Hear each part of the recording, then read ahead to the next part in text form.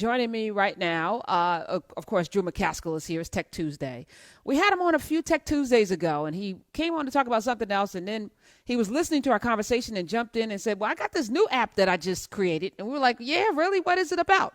So it's like it's SoloFunds, and what you do is it's peer-to-peer lending. And then we're like, what? Yeah. So he was explaining it.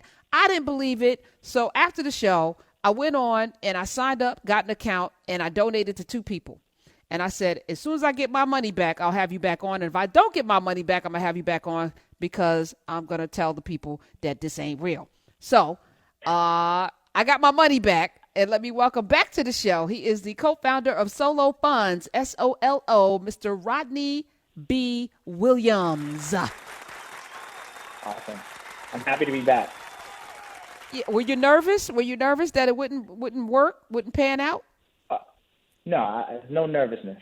No nervousness Okay. at this point. We built it to help people, so we knew it was going to help people. Okay. So, no. All right. For those who weren't, and Drew is back because Drew committed to signing up. I don't think he did. I just can tell that Drew didn't. Oh yeah. You did. Yeah. I signed up and I did my first loan. I'm waiting for payment. I got another 8 days and we're gonna see. I did $250 for a car note. The borrower had 3 successful on-time payments for other loans, which was part of the history that I got a chance to see. And so I'm expecting to, in the next 8 days to get my I think it's called your lender tip. Your lender tip. Yeah. Yeah. Look at God. I lent $250. I didn't know that you even did this. This is why I'm talking about alignment. Over 2 loans. So the first loan I picked was a guy. He needed it his reason was because he wanted to build his credit. And I figured anybody that wants to build his credit has to pay it back, or what's the point? So I lent him $100 and I got a $12 tip. He paid me back on time, no problem. So I said, I'm going to do a woman and a man. So I found a woman who needed medicine for her son. So I figured if I don't get that money back, I feel okay with it. You see what I'm saying? Because at least she needed something for something that was important. So I gave her, lent her $150, and I got back $18. When I looked at my current money market account, the percentage that I received back on $250, which was a grand total of $30, I couldn't get anywhere. So I talked to my business manager, and they were like, no, I don't want to see 100 of these. I'm like, I'm about to loan everybody money if this is the return. I'm in. And they were like, stop doing that. Stop, knock it off. But talk to us about the philosophy behind SoloFunds, Rodney. Why is it legal? And why does it work? Yeah, so honestly, we spent a significant amount of money, I think, in legal fees before we ever launched the application. It was very, very important for us to do this the right way. But there's the core component. We actually have a banking partner, and then we also have a money transmitter partner. So we actually aren't the company that's actually moving the funds or settling the funds. We actually use established financial institutions to do so.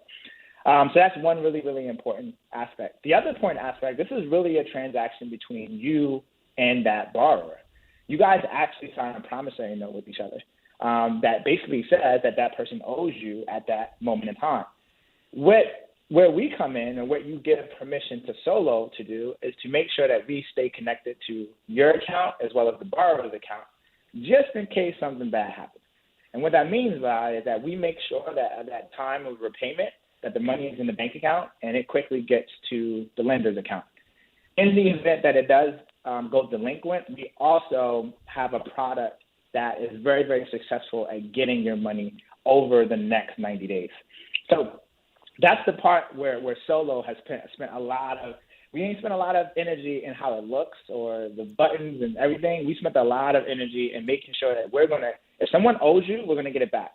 And if you lend someone money, what people don't know, once you lend a person money, it's in their account within 5 minutes. We use push payments. I mean, it is really in their account. They can get to an ATM machine within an hour. You have just saved them from a particular bad situation.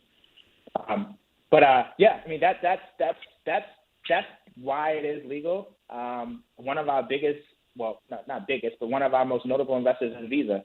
No one built something like this, and for it to actually be working is also an execution point. Wow. It's one thing to say it, right? It's one thing to say you want to help people, you want people to lend to people in need, and you want that same money to go back in our community. But no one has seen it work like this before. No, this is because I was skeptical. Now, the tips, and again, it's a tip, and you can determine how much of a tip you want. You can do the standard tip. You can ask for more money because you're saving somebody from a situation. And as I was going through, we talked off mic because I said, I was looking for people who really needed the money or folks that weren't just, so the building credit, that's to me very valid. And I get that people mismanage sometimes, and some people are like, I need money to get to next week.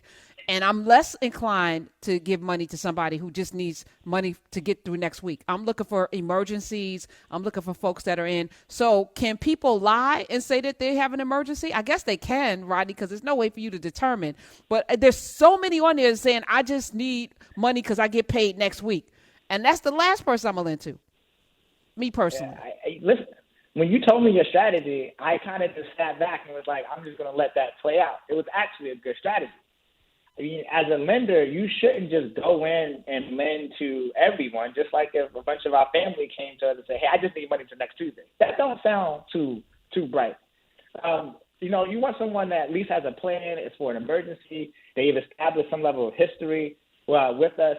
You should treat this like an investment. And I think if you do that, you're going to actually pick borrowers that have a little bit more we feel more confident about it. But that's also some of the things that we're going to come out in the future, where we're going to be able to verify that they actually spent the money on what they said, and they legitimately have the request. They're going to have like badges, like the honesty badge, the trust badge. Like we're going to start bringing a lot of these different things that we're seeing because it does allow you as a lender to make better decisions. I love that it is community, right? So, because for me, I don't want anyone to have to be dependent upon the man. And banks, when you're, and these are nominal amounts, maybe for some it's a lot, it's like most of the amounts are like between $150 to $250. That's usually the range. So you're not giving people thousands of dollars and hoping you get your money back in 8 to 10 or 15 days because they get to set the amount of time that they can pay you back as well. But it also builds trust, like you said, trust and community, because we have such a negative way that we've been trained to see one another, that part of the reason why when your cousin comes to you to ask for money, you're like skeptical is because there's a history of like, oh, I already know you're just going to go blow that money on X, Y, and Z. Truthfully, as long as I get my money back, I don't care what you did with it. That's none of my business. If you didn't need the medicine for your kid, that's on you. As long as I got my money back, that's none of my business. But I think this is a great way for us to build trust and engender trust. And these are good skills that will take us very far. I always said, we can't teach a community accountability and responsibility if we don't let them do it. You got to understand, when you start to see these borrowers that are like, we're paying back 6 times, 4 times, 5 times, 8 times, we're teaching them a behavior that no one else has ever taught them as a financial institution. All financial institutions, they do the complete opposite. They give you $1,000 and they figure out how to spend it and figure out how to pay it back. And then all of a sudden, we spend it all. When you see what this is doing, this is saying, no, if I give you 50, you give me 50 back. If I give you 100, you give me 100 back. And what we've learned over time is that our borrowers are actually becoming more credit worthy. They're becoming very, very trusted borrowers. And we will have bigger products that start to lend $1,000, for example, and more. But it's going to be for that trusted group of borrowers who have established confidence in our community.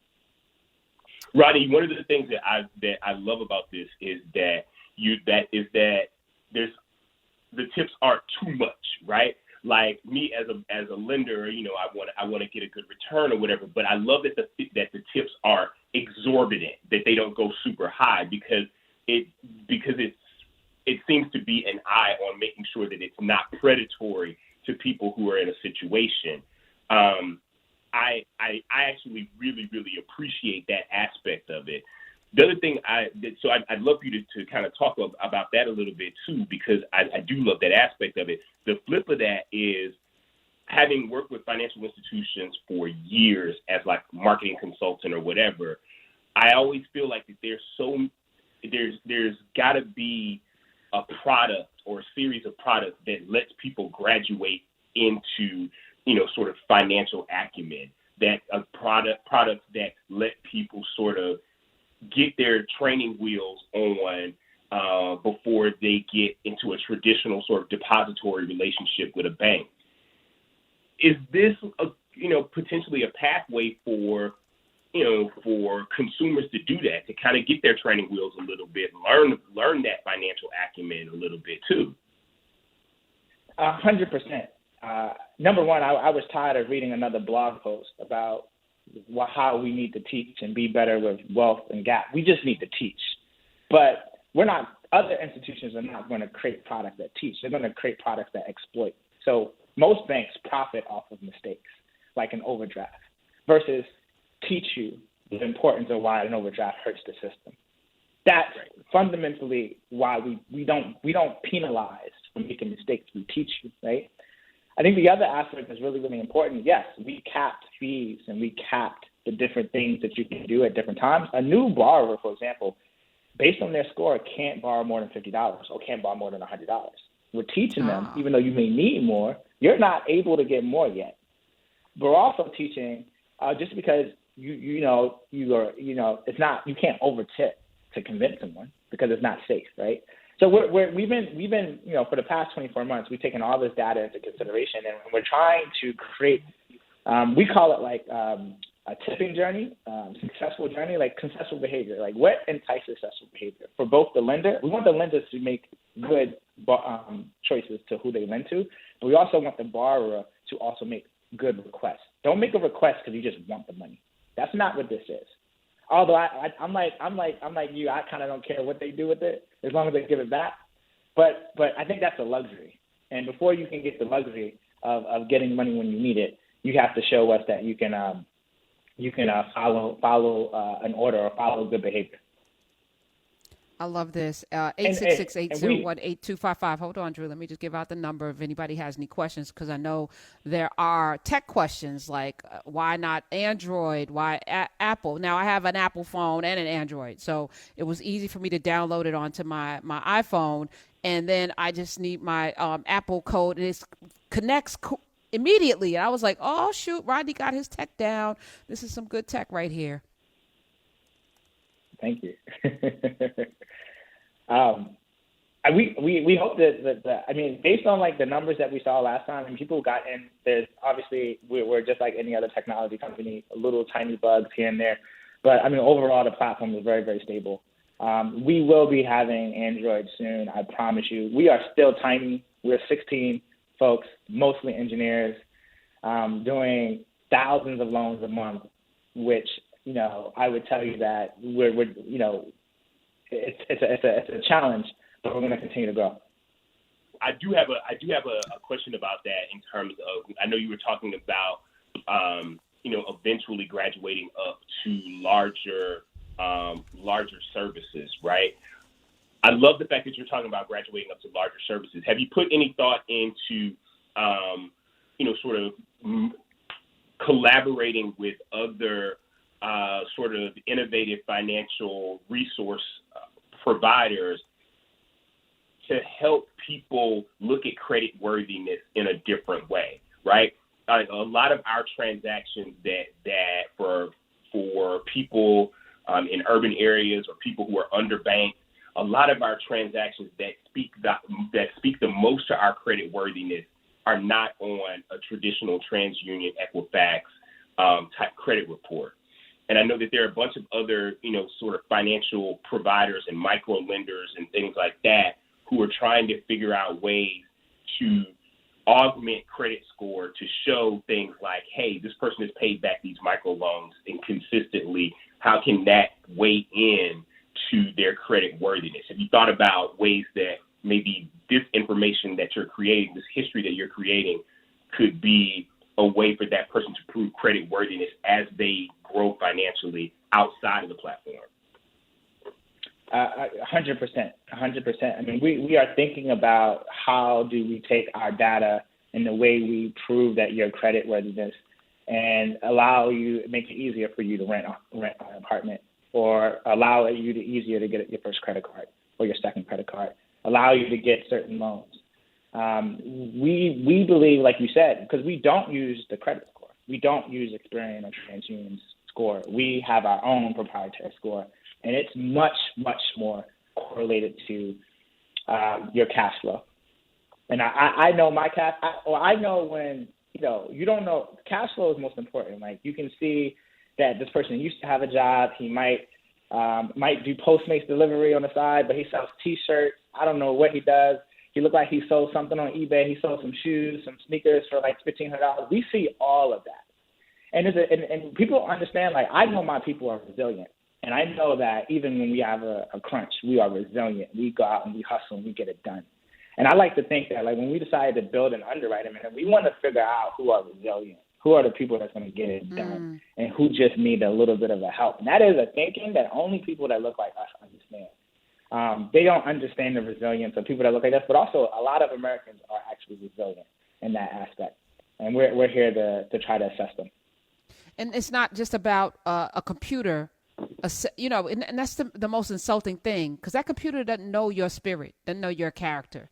But based on these numbers, and we know now that those numbers, that spit back data is not unbiased, that it has a built-in bias because of who programmed it, right? So we're always going to get those subprime loans, even if we have good credit, we've paid off everything or what have you, because that's what's being spit back out about us. We're going to get the worst appraisals on our houses. We're going to get all of those things are built in and baked into a system that is designed for us to not win. So we need people like you, Rodney, on the other side saying, hey, wait a minute. I understand this community a little bit better than this algorithm, or better yet, I can build a better algorithm that will honor the work, like you said, that brother's hustling and he's going to pay back. I know what that looks like because here are the markers that show me that, even if it doesn't make sense on paper, whatever that means.